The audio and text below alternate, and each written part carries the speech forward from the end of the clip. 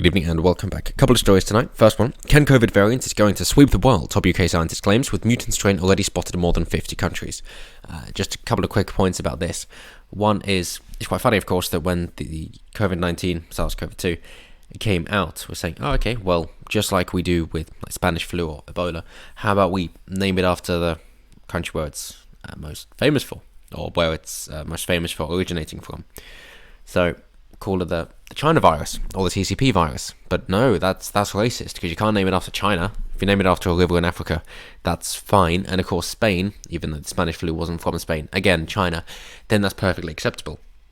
But maybe what we've moved on, since Ebola being most recent, and or the Zika virus as well, of course, but we've moved on, so now we're not going to name it after where it's from. Brilliant.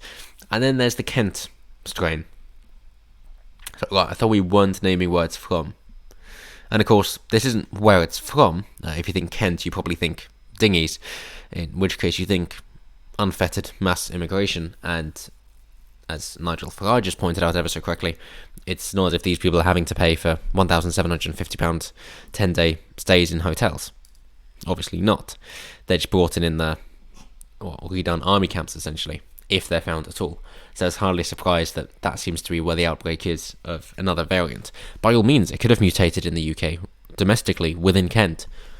But we don't really believe that, especially when it comes down to the reason for these mutations.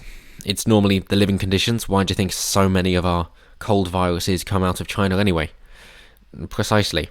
It's the living conditions there, and the Wuhan wet market, so of course, particularly infamous for that. But, it's not just Kent, of course. You've also got South Africa and Brazil, which was then discovered with travellers into Japan. So, go figure. And the main concerns is that Kent seems to be a quicker transmitter, maybe, so that means more infectious, maybe more deadly, but we don't know. But the vaccine they put forward is apparently effective. Probably, but there are some mutations saying, no, it won't be. Which is peculiar, because viruses tend to be more transmissible and less deadly, because they want to survive and thrive and spread around as much as they can. They do not wish to kill their host. That is not good for the virus. And that is how natural selection works. Over a long enough time frame, it is actually very logical and predictable with the way that it is going to evolve. And of course, the South African variant, which is the one that most people are scared of the most. Even though, of course, now the WHO has said, yeah, you can have the Oxford vaccine for over 65s with no upper age limit. There isn't any problem. So go wild.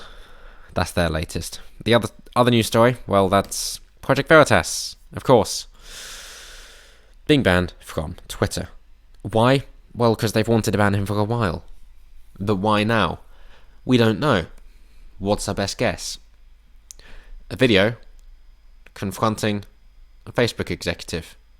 In fact, the Facebook's Vice President of Integrity, Guy Rosen. They turned up on his door. They blurred faces, they blurred license plates, but briefly, you saw his door number. That is the thought as to why his account has been suspended permanently. In other words, banned. We don't know, because, of course, Twitter isn't going to say. Because if it said what the offensive bit was, then you'd be able to fix it and get on with your life. But they intentionally make it difficult in order to cancel people that they don't like, and to try and just scrub them off, not understanding that, of course, they are creating their own demise. That, as Tim Pool has pointed out, if you get rid of, let's say, the most radical components of one wing, but then leave all the others on the other wing, then what you've done is characterize the visible aspects of your opponent as refined, logical, and understanding.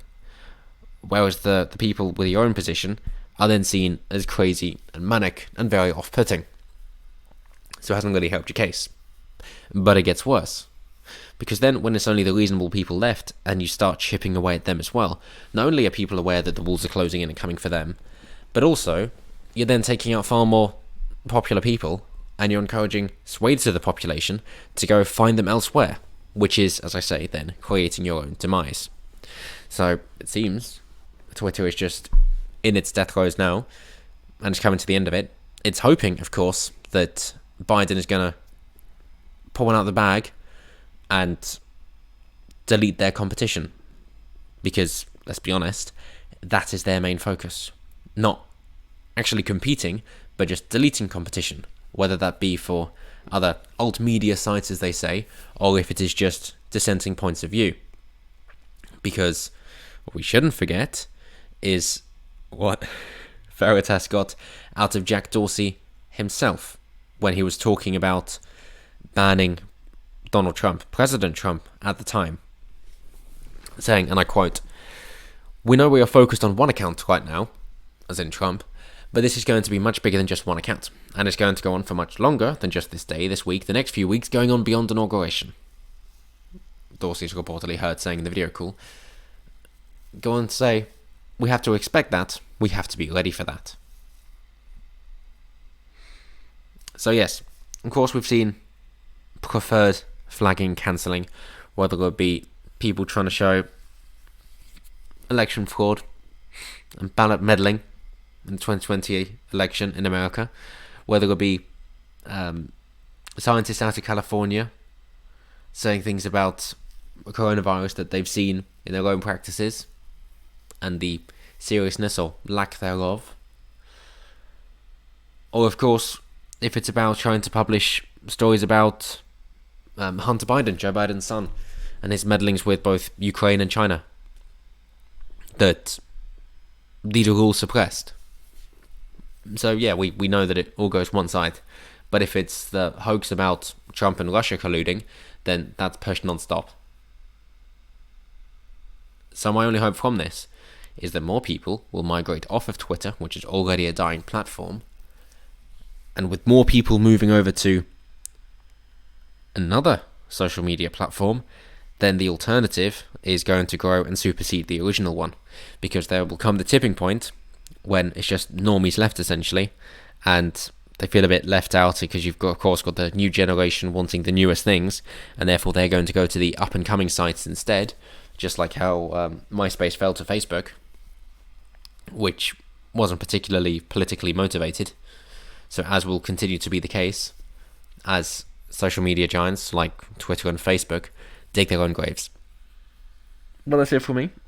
But as always, intrigued to hear what you guys have to say below, so do let me know. And as always, until next time, have a good one.